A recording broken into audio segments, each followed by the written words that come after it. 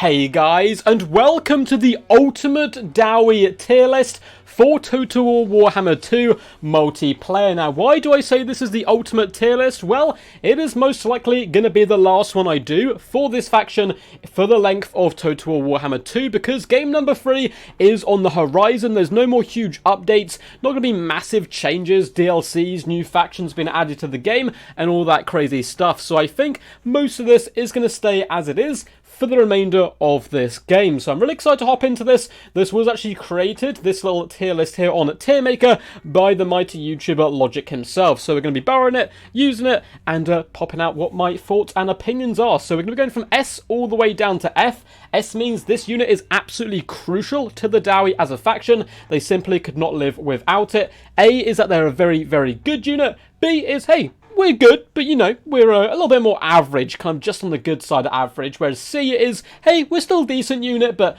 you know, nothing too crazy. D is a bit underwhelming. F is, this is an absolute garbage unit. Why would you ever bring this in the multiplayer scene? Now, of course, all tier lists in general are opinion-based. I do have a ridiculous amount of hours in the game. I've played a lot of Dwarfs. I've hosted hundreds at this point of different tournaments, seen a lot of players bring Dwarfs as well, try different tactics, but at the end of the day, though it is an educated opinion, it is still just an opinion. I'm sure there will be lots of stuff you guys agree with and lots of stuff you guys disagree with, and that's absolutely fine. I would like to hear your thoughts and opinions down below. Please do be nice to each other though. I've done tier lists in the past and people are like, hey, this guy's opinion's garbage. Don't do that to each other, but you know, give your opinions down below. Now, if you guys do indeed enjoy this, I'm quite happy to make this a series where we go through every single faction, ending up by doing a big old tier list for the factions themselves and where they rest in the multiplayer meta at the end of Total War Warhammer 2. Very excited to hop into this, so without further ado, let's get this rumbling. We're going to do this in order, so starting with the hammers up here all the way down. We have all the regiment renowns here, all the heroes, all the lords, all the units. So let's start with the hammers. Now, hammers are a quite interesting unit. I love them dearly. My little duck heart wants to place them somewhere massively up high because they're so badass. He's elite bodyguard of the Dowie.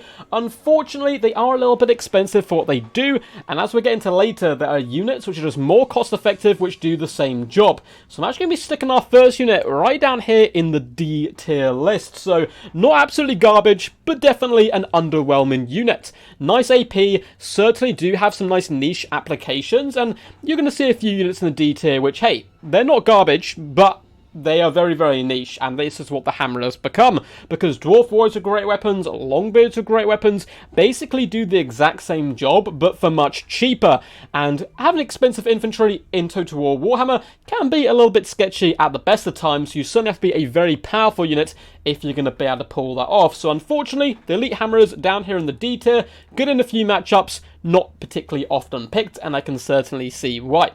Up next, we're going to be delving into the Ironbreakers. Now, just speaking of elite infantry, Ironbreakers are also pretty bad to the bones. Some of the toughest infantry in the entire game, and blasting charges are very powerful and potent as well. I actually think Ironbreakers are a very, very solid unit.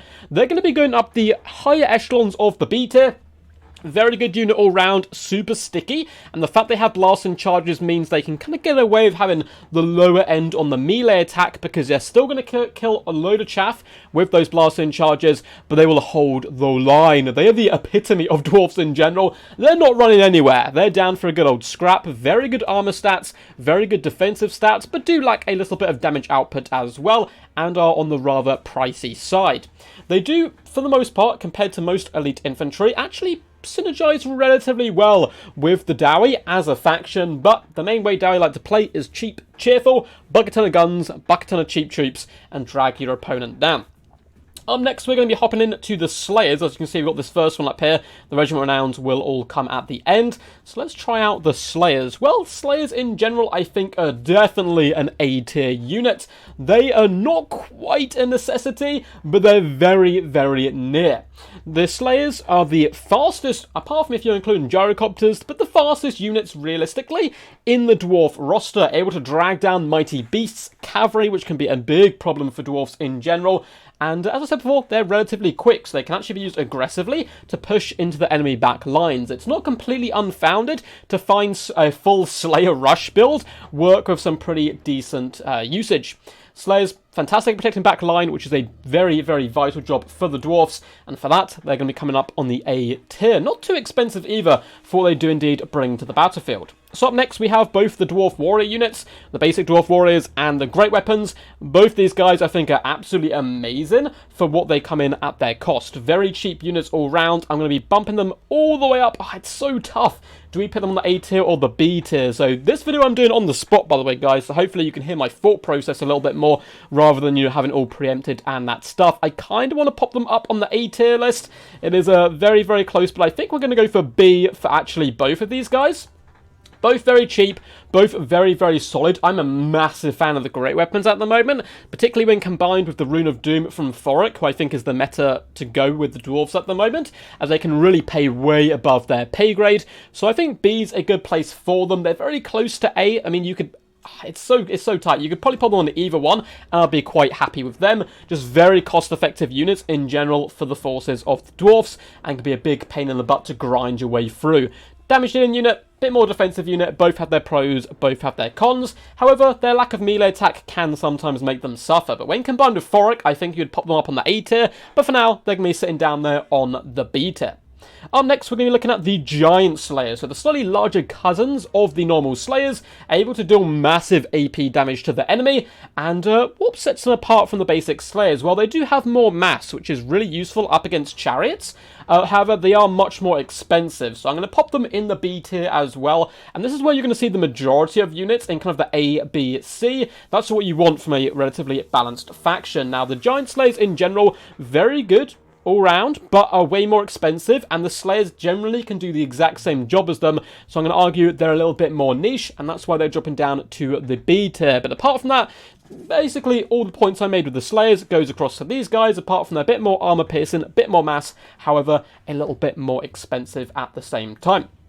Up next, we're going to be looking at the mighty Longbeards. Longbeards, much like Dwarf Warriors, say exactly what they do on the tin, and that is hold the line. And they will hold the line for an absolute age. Real stable warriors, a little bit more expensive than the basic Dwarf Warriors, as well as the ones with great weapons. Both these lads, though, really do fulfill a nice position, and I think we're going to put them both on the B tier. They're kind of interchangeable with Dwarf Warriors. They're very cost effective, and they can keep the enemy away, whilst your more expensive tools in the back, such as thunderers and cannons, really bring the pain to the enemy.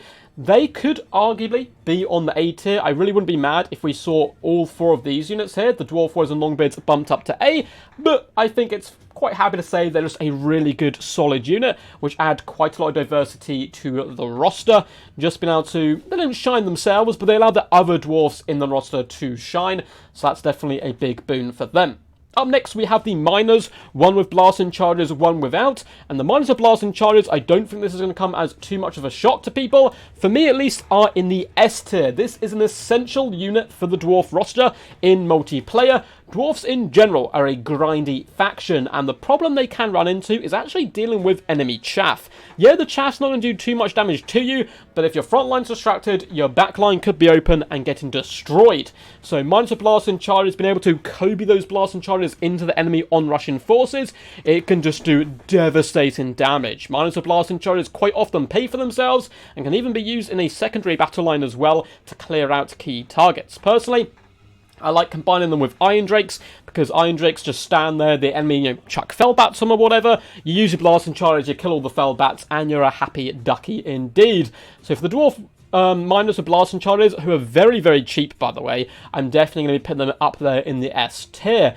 Moving on to the basic Miners, though. They're cheaper than the blasting charges, but not by that much, and it's almost always, in my little humble duck opinion, to bring the blasting charges. They're just so much more cost effective. Now, they're still really cheap, good old blocker to defend the back line, but you're not going to see these guys very often whatsoever, and I'm actually going to pop them down here on the D tier. If you've got a little bit of leftover extra money, sure, you can, spend it on some miners if you want one more thing to just hold back the enemy and be a bit of a cheap roadblock, but if you can afford the blasting charges, you're simply always going to go for them. So poor little miners will be down here on the D tier, giving those hammerers a little bit of company. Now we get to some more exciting stuff. We come to the range elements of the dwarves, which is so crucial and yet sometimes so terrible for them at the same time. And up first, we have the Thunderers, some of the most loyal gunners in the old and new worlds, massive AP, and for a faction which lacks mobility, crucial in my opinion, and they're going to be moving all the way up to the A tier, so not quite on that S tier. You don't need them in every single matchup or anything, but Thunderers, they're almost never a bad pick, and I think they actually stand just a little bit above Quarrelers and other range units for the Dwarfs, due to the fact, hey, if your enemy has no armor, Thunderers are still going to hurt them, but if they have a bucket ton of armor, you don't care. You've got guns, and you're still going to hurt them a ton as well. Crucial in many a Dowie build, you don't have to bring them. They obviously don't shine in rush factions and other such forces like that, but they counter large creatures, they counter heavy infantry, they counter chariots, which is massively important for the dwarfs, and they counter cavalry. So all things that dwarfs can tend to struggle against, elite forces, fast mobile forces, the Thunderers can deal with them. So if you can protect your Thunderers, they're always going to get their value and give you a rather solid start to any good Dowie battle. Up next, we have a bucket ton of the artillery pieces, starting with the bolt thrower. Now, the bolt thrower is one of the cheapest artillery pieces the dwarves can field, and unfortunately, I think its cost kind of shows. It is not particularly great. Now, it is a rather cheap way of dragging the opponent into you to kind of obliterate them from range, and I will argue because of its cheapness, it's actually just about going to go above the D tier, where I initially was considering placing it and going it into the C tier, but very low C, could arguably be on the D tier. The only reason I'm really pinning it here is it's a relatively okay counter artillery kind of skirmish unit in general, and at the same time it's just so darn cheap. If you want to entice your opponent in and force them to attack you as quickly as possible, get a one bolt thrower, and it's not going to cost you too much and set your army back that much whatsoever. And if it dies, it dies. It's not that expensive. It is relatively accurate for an artillery piece as well, so it can sometimes do some relatively decent damage and surprise you and your opponent. Up next, we have one of the most seen units in the Dowie roster, the Mighty Cannon, and the Cannon's actually going to go all the way up here in the A tier list, so the artillery being rather split there, at least at the moment. I think Cannons, just by far and away, are the most cost-effective artillery piece, maybe even in the game. Dwarf Cannons are super accurate, can outtrade many an enemy artillery pieces, and as a faction which is real stagnant and can't tend to move and maneuver around the battlefield or control the map, how do you do that? How do you control the map? How do you contest the map without having any cavalry or that many fast infantry units? Well, you dominate it with range. Cannons do just that. Now, they're only just above the B for me.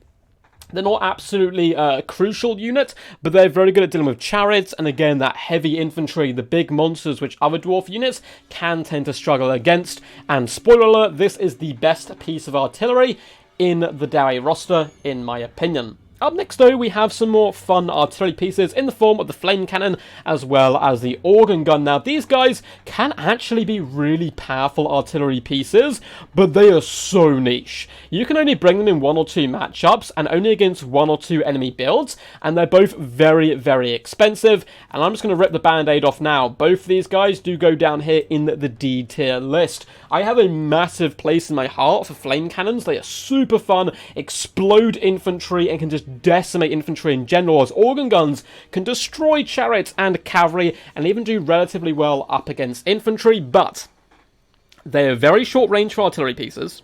They're both very expensive as well for that gamble that your opponent hasn't brought more long-range troops, which a lot of players do against dwarfs. They try to outshoot them, and if your opponent has brought bolt throwers, for example, yeah, your organ gun and flame cannon are going to get 0 damage value, which is a really big shame. However, if unchecked, if your opponent is unprepared and you can protect these guys, they can get some absolutely glorious work done in the name of all the Dowie lords. But up next we have the Grudge Thrower. Now, the Grudge Thrower, I have a weird relationship with the Grudge Thrower in general, because the Grudge Thrower is one of the first artillery pieces I ever used in a Total War Warhammer game, and I loved it in campaign. It was such a fun tool, it forced the computer to attack me and really get aggressive, but sadly, it is going to be going in the F tier. The first unit in our F tier here today. I just think it's basically pointless in multiplayer. I don't know when you would bring a grudge thrower over a cannon. I cannot think of one instance. You can argue it kills infantry slightly better, maybe, but not really. It doesn't even do that very well, and the fact you've got so many blasting charges and cost-effective cheap infantry to deal with enemy chaff and kind of their ground forces in general, the grudge thrower just basically has no home, and this may make a few people upset. That's absolutely understandable and fine. If you love the grudge thrower, you go out there and you play the grudge thrower every single game if you wish, but I would bring a cannon over it 10 times out of 10. Cannons can still do decent work to infantry, but likewise are so much more flexible, taking out cavalry, characters, single entities. So unfortunately, the grudge thrower just doesn't have a place on the roster, at least in my little dark opinion. Up next, we're going to move on to some more of the range, and starting off with the Bugman Rangers. I used to think Bugman Rangers weren't very good, but I've certainly been turned to the light here, and I think they're actually a relatively solid troop. Being able to do decent missile pressure to the enemy, relatively sturdy, particularly for vanguarded units, and have regeneration with that glorious Bugman's Brew. I've actually drunk a Bugman's Brew before at Games Workshop's headquarters, so the Bugmans are going to be on the C tier. Pretty solid unit, but again, you're not going to see them in many matchups, mainly because Thunderers are so common and really can just rip and tear into the enemy with their loud volleys of Thunderer fire, whereas the Bugmans, they do decent damage, but not quite on the same level as the Thunderers, and a little bit more niche in the fact that Dwarves don't tend to Vanguard. Vanguard really helps when you're pushing forward and getting aggressive to the enemy, so I can certainly see them in a few matchups, for example, taking on Skaven, where you really want to push the enemy as quickly as possible, or going for those Dowie Rush builds. Unfortunately, Dowie Rush builds in general are pretty niche, and for that, they're going to be dropping down from the B tier onto the C tier. Very solid unit all round, though, don't get me wrong. Up next, we have 3 different gyrocopters here. The Regiment Renown is currently hiding down below, but let's have a little look and see which one that we're going to go for first. So, we're going to start with let's go with the gyrocopter brimstone gun, actually. I want to go with this one first because it's going to illustrate a lot of the point of the other gyrocopters and the reasoning for where I place them, and that is because the gyrocopter brimstone gun is far and away the best gyrocopter by like a mile, in my opinion, and it's going to go all the way up here on the S tier list. Gyrocopters with brimstone guns are crucial to Dowie. There are some matchups, I would argue, nigh on unwinnable unless if the Dwarves didn't have the gyrocopter. And it's not because you have to bring it in that matchup, but your opponent has to fear the idea that you may bring it. Dowie Air Forces in general, the old Royal Air Force, is a little bit of a scary threat, but in certain matchups, it is almost the only way to win.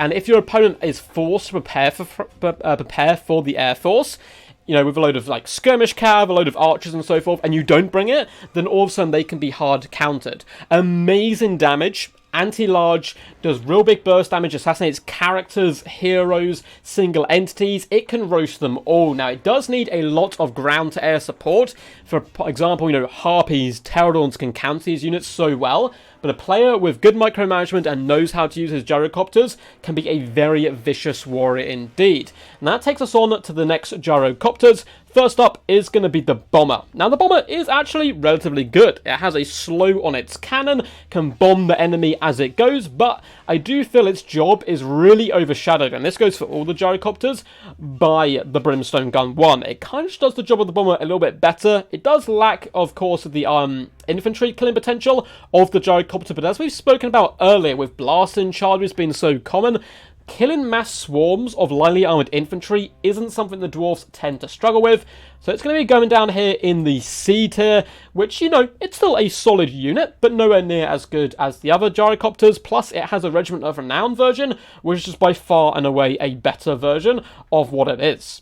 Up next, though, we have the basic gyrocopters. We're going to be bumping them all the way up here into the B tier list. Really solid unit, helps clear out the enemy infantry, and does give the Dwarves some much needed mobility, but again, the Brimstone Gun kind of just overshadows it, gets more damage value almost always, and it's nice to use in synergy with the Brimstone Gun to take down arch units who are focusing down the Brimstones, but isn't a kind of vital must-have unit for the Dwarves, but nonetheless is a very solid unit indeed. Up next, we have the Iron Drakes, and this is going to be a tale of 2 different units for sure. Trollhammer torpedoes versus the basic ones. Well, let's start with the basic unit. They're going to be coming down here on the Oh, this is a close one. This is a very close one. I'm kind of torn between C and D. We're going to pop them into C, but it's a very low C indeed. They have really good anti-infantry potential. I like them quite a bit up against undead factions. Their discouragement, which lowers the leadership of units they hit, really cannot be understated. And in general, they can really clear through chaff. But as we've spoke about many times already on this tier list, chaff's something the Dwarfs need to deal with to get the most out of their range units, but you have so many better units for taking out enemy chaff, and for that, they're still a solid unit down here in the sea, unfortunately. They're a little bit harder to snipe than many other ranged units with their ridiculous amounts of armor. They can tank a lot, particularly Pterodon rock drops and other such kind of devastating air of effect spells and damage, which would normally wipe out, say, a unit of Thunderers or Quarrelers. The Iron Drakes are able normally to just about tank. However, the Iron Drakes or Trollhammer torpedoes fare much, much better, and are actually going to be popped up to either the B or A. They kind of sit in an awkward position between the two, because they can do massive, massive burst damage. In fact, we're going to go all the way up here into the A tier, though I wouldn't be begrudging any of you guys if you did put them in the B instead. Iron Drakes or Trollhammer Torpedo are your fastest way to eviscerate large targets. They do so much disgusting damage, and you don't need to protect too many units either for them to work. Obviously, this kind of works well with those dwarf defensive box builds. They're nowhere near, I think, as versatile as Thunderers, which is why I picked these guys very low A, and the Thunderers would be on the very, very high side, almost bordering on the S tier, but they can do so much good work to, like, dragons, anything like dragons, Vargals. I'm thinking of the Vampire Counts a lot today for some reason, but amazing in the Lizardmen matchup, and can really be a big, big powerhouse if you know how to protect them and use them wisely. Up next, we're going to be going at the crossbow units, and unfortunately these guys don't tend to fare quite as well as the gunpowder units from the Dwarfs today, so let's do both the Quarrelers in one go. The basic unit we're going to pop here in the C, and the great weapons we're going to pop probably, oh, it's a close one, but probably in the D tier. Still a useful unit, but I don't think the great weapons are ever really worth it. Unless you're in, like, maybe a Dwarf mirror match, but then you're just going to choose Thunderers. So if you want your range unit to be in melee, it's probably not doing its job too well, and that's why I think the basic Quarrelers, who are very good at counter-trading with enemy archers due to the fact they have a bucket ton of armor compared to most troops, is going to bump them up into C, which is a really solid unit all round. Nothing too crazy. It is kind of what it says on the tin. It's just, hey, we can absorb damage and we can fire back relatively well. It's a good unit, but it's nowhere near as, you know, powerful or useful as a unit of Dwarf Warriors or Dwarf Wizard Great Weapons, and nowhere near on the punching power of those Thunderers. So going to be unfortunately resting in the C and D tier. Not too much to say about those units. I think that's rather self-explanatory. Up next, we do have the Rangers, which are relatively niche, but certainly can do some decent work, including the ones with great weapons coming in with their throwing axes. And I think, again, the great weapon ones are going to be on the D tier. Again, very useful unit, but certainly a lot more niche, whereas the basic Rangers are up there on the C. If you're going for a rush-style approach, the Rangers, alongside the Bugman Rangers, are the way to go. They can vanguard, get on top of the enemy as quickly as possible, but they are also disgustingly cheap, which, of course, is always useful in any matchup whatsoever. The better and more cost-effective units you can get is always going to put a smile on your face. So yeah, Rangers and Rangers are great weapons. Both are kind of interchangeable. C-D era, both good, both a little bit niche at the same time. Can still bring some relatively decent long-range firepower. Up next, we will go through, let's go through the Regiment of Renown units first, and we'll get to the Lords and Heroes afterwards. So we're going to skip forward a little bit and take a look at these glorious Regiment of Renown at the bottom of the screen here. So up next, we have Ekrund Miners with blasting charges, the Regiment of Renown Miners, and they're going to go all the way up here on the A tier. Very powerful unit all round, particularly now with the Master Engineer, who can give them back blasting charges after they have used them. The reason you use these guys really isn't for the better stats than the basic minus of blasting charges. It is just so that you can get more and more of them. Really solid unit all round, I think quite fantastic actually, and you do see them quite a bit in competitive multiplayer, but the reason that they're not quite on the S tier is simply minus of blasting charges are so cheap, so cost effective. You see them kind of in 9 games out of 10 compared to the Ekrund Miners here. Up next, we have the Grumbling Guard, one of the most underrated units in my humble duck opinion. I love them. They do so much work, and they really do keep your bow lines holding firm and fighting. Plus, they're one of the Dwarf Infantry units, which actually packs a punch back, a very strong punch at that. they're going to be coming up here in the B tier. Solid unit all round, a little bit expensive. I believe they come in at 1,000 gold, which isn't terrible for what they do indeed offer. Great stats, and all round just a solid anchor point for your Dowie forces. So I'm kind of tempted to put them on the A tier, but I think they've kind of got to match the normal Longbeards with great weapons. Both good utility units, which you can see quite a bit. Up next, we're going to be looking at arguably my favourite Regiment of Renown unit in the Dowie roster. That is the Ungrim's Ironbreakers. Such a solid, beastly, tanky unit.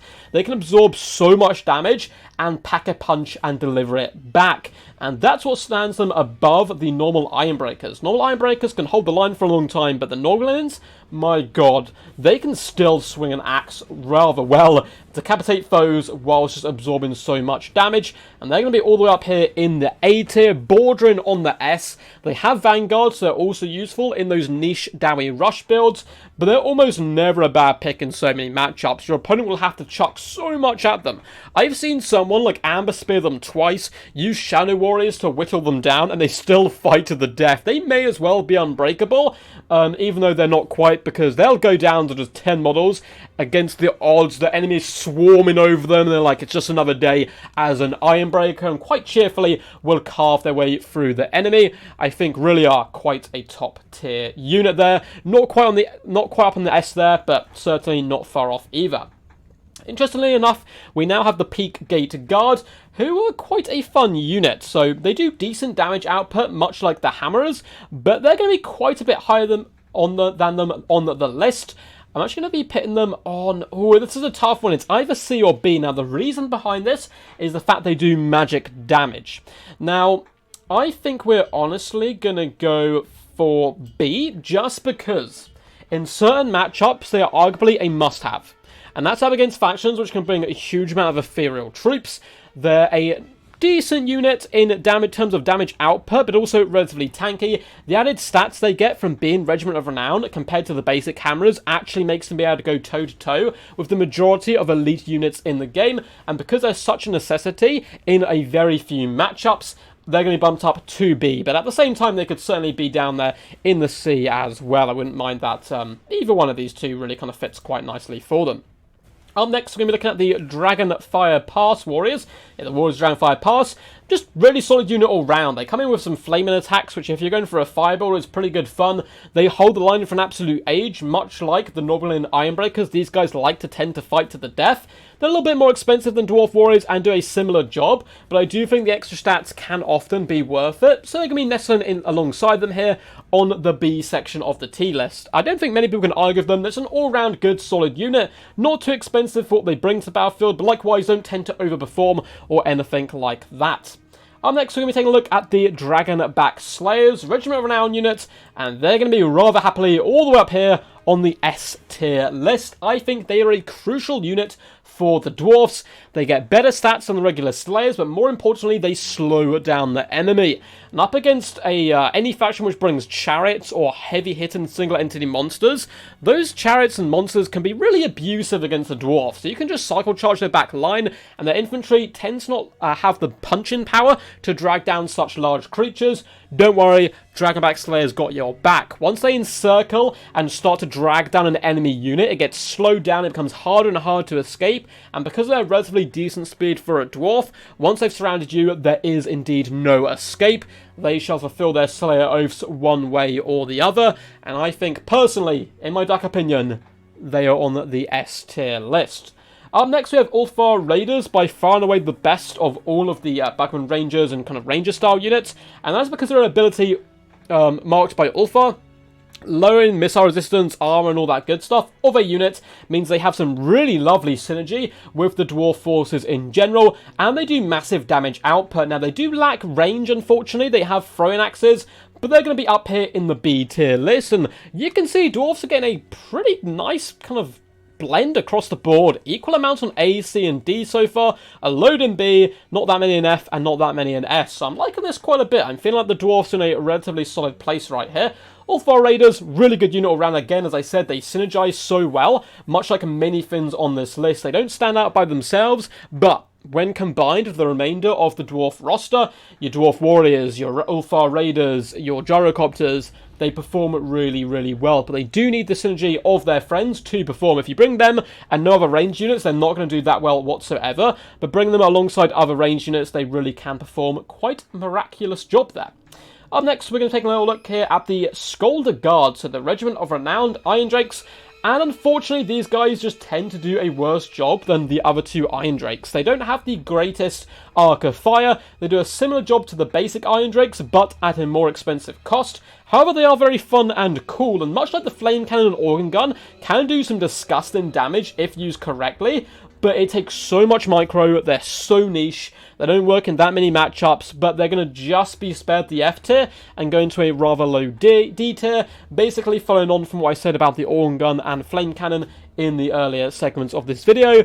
Can do lots of work, but it's so much effort to get them to do good work, and basically, you know, if you put that much time and effort into cheaper Iron Drakes, the same value would be accumulated, basically.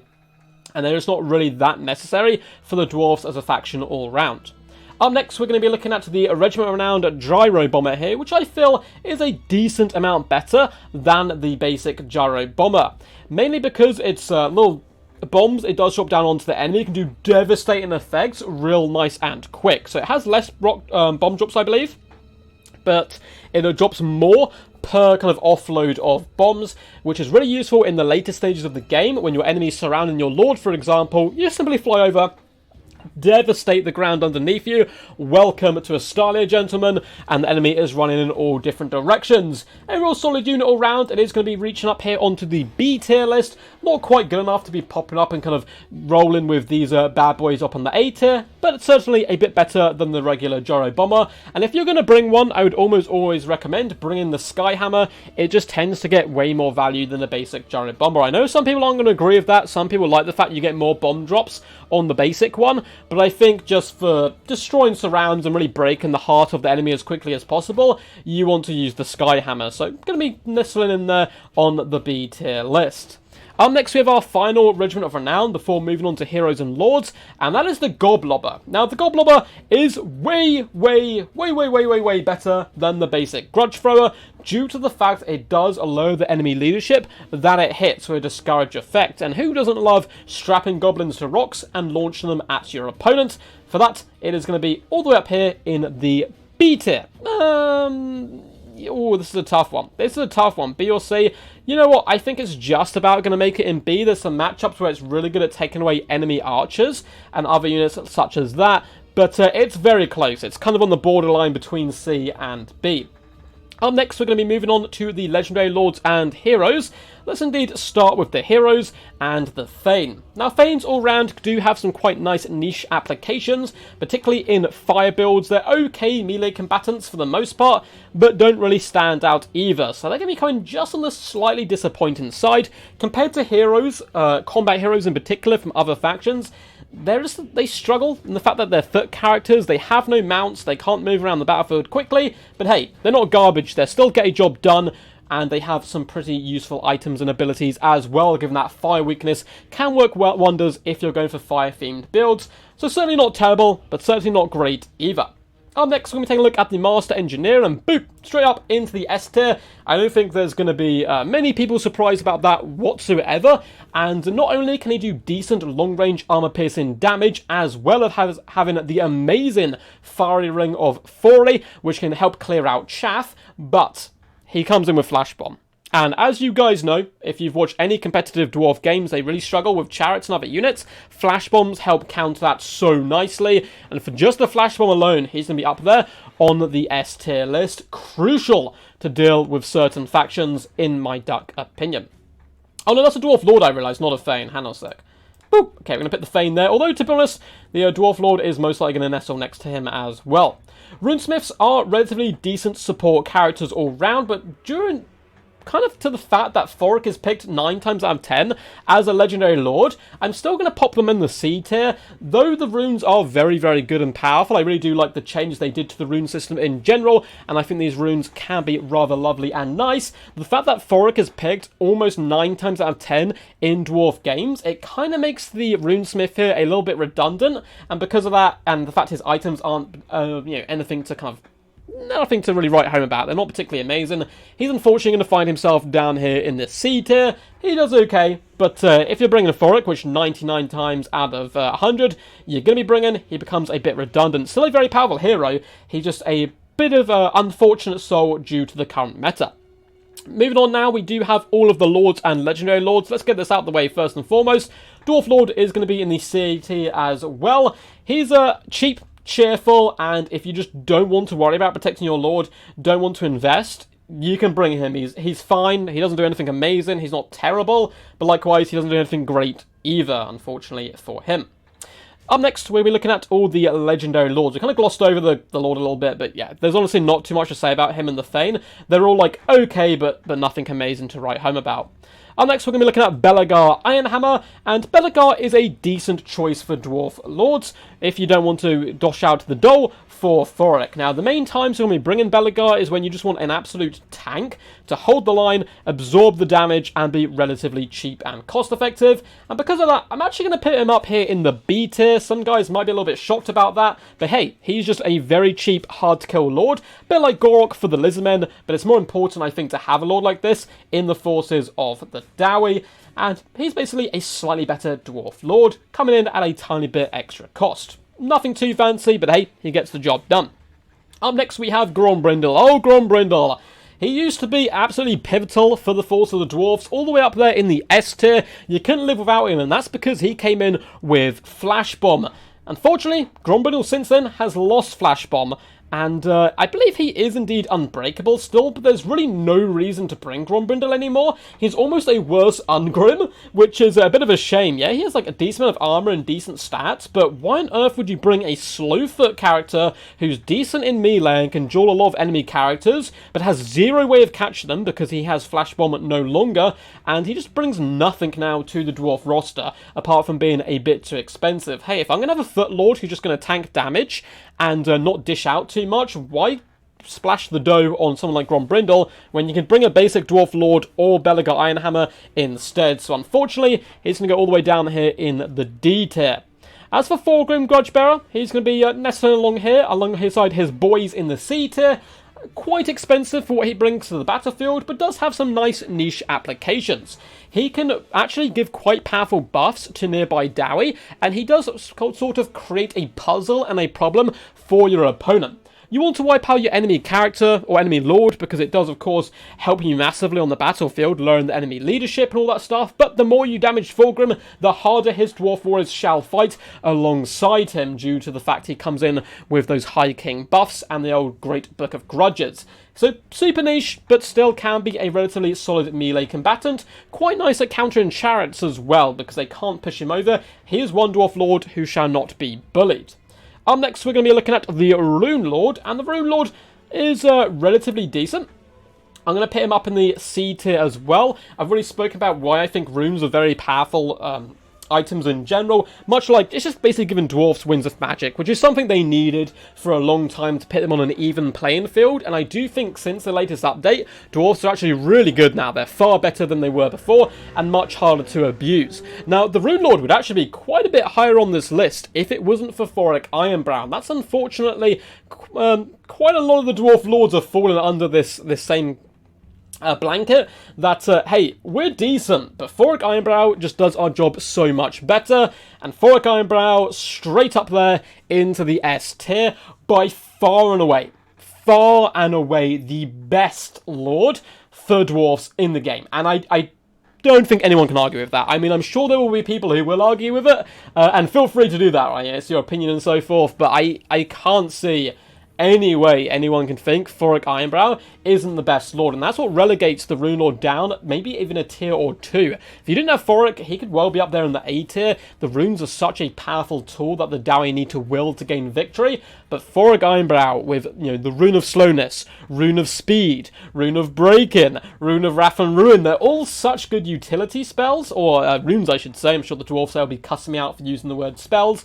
Such a powerful lord, incredibly tanky, and is actually a really solid melee character. He often gets massive damage value, often paying for himself, not even taking into consideration the runes as well, and he just gives good map control, which is something dwarves tend to lack. He can speed up your troops, he can slow down the enemy troops, he inspires leadership and courage in the heart of any Dowie warrior who looks upon him, and likewise, he has the Rune of Doom. Now, the Rune of Doom does increase melee attack map wide, which is certainly something to think about. Dwarves in general don't have the best melee attack, which is one of their biggest weaknesses, and Thoric solves that problem. It is a bit of a band-aid because it does wear off over time, but combining that with the already very cost-effective Dwarf Warriors are great weapons, Longbeards, it turns them into powerhouses for crucial moments, and top-tier Dwarf players know how to wield that power.